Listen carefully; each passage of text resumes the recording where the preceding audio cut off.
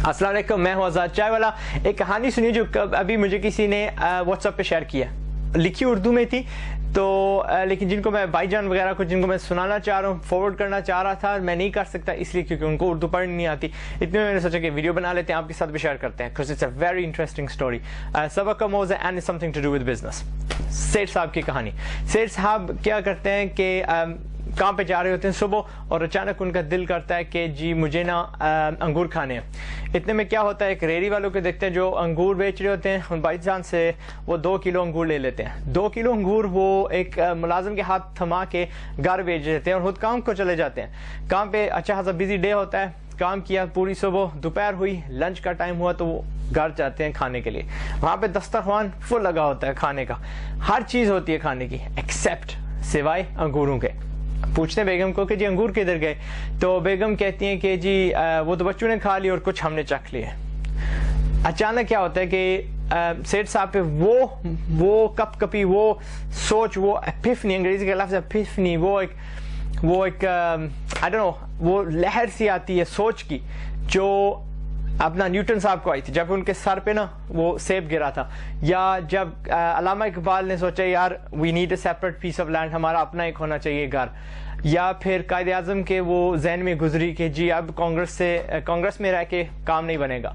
वो लहर, वो सोच उनके दिमाग में ना आई अचानक, तो खामोशी से खड़े होते हैं, सीधे जाते हैं तिजोरी पे, तिजोरी खोलते हैं, इतना सा ढेरों सा पैसा लेके निकाल के थैले में डाल के 4-5 मुलाजिम साथ लेके निकल पड़ते हैं। कहाँ जा रहे हैं? रियल एस्टेट के पास। रियल एस्टेट के पास जाते हैं, बोलते हैं ज़मीन दिखाओ।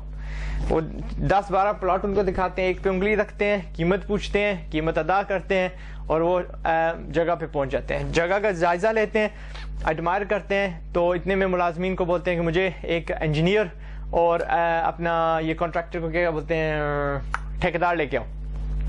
फौरन वो ले आते हैं। ठेकेदार इंजीनियर से पहले बात होती है, जी मुझे ना आप 2 घंटों के अंदर अंदर नक्शा बना के दो। इंजीनियर्स बोलते हैं यार दिस इज नॉट पॉसिबल, कहते हैं मनी का कोई सवाल ही नहीं है यहाँ पे, जो कीमत पूछो मांगोगे दे दूंगा। जाहिर है आपको पता है जब नोट दिखाए जाए किसी को भी तो काम हो जाता है। एनीवे सो इंजीनियर साहब क्या करते हैं, 2 घंटों के अंदर अंदर नक्शा जो भी है जिससे गुजारा हो जाता है निकाल के दिखाते हैं, उनको मंजूर होता है। तो वो इतने में कॉन्ट्रैक्टर साहब वहाँ पे खड़े थे, ठेकेदार साहब, उनको समझ लगी कि उनसे क्या तवक्को है। उनसे सेठ साहब महत्व के कहते हैं कि मगरिब से पहले यहाँ पे मैंने बुनियाद देखनी है इस बिल्डिंग की, मिनिमम, कम अज कम। दिस बिग तवक्को फ्रॉम कॉन्ट्रैक्टर कहते हैं जी अगेन पैसा लगेगा, नो प्रॉब्लम।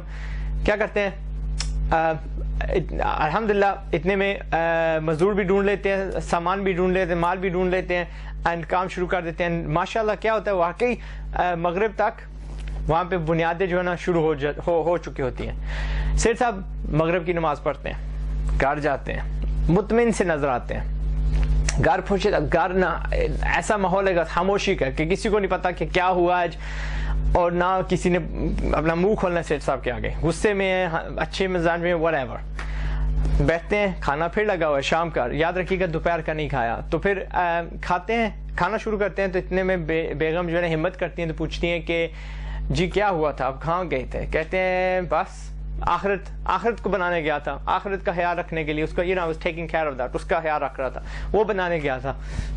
तो पूछे वो कैसे? कहते हैं कि प्लॉट लिया है, मस्जिद स्टार्ट की है।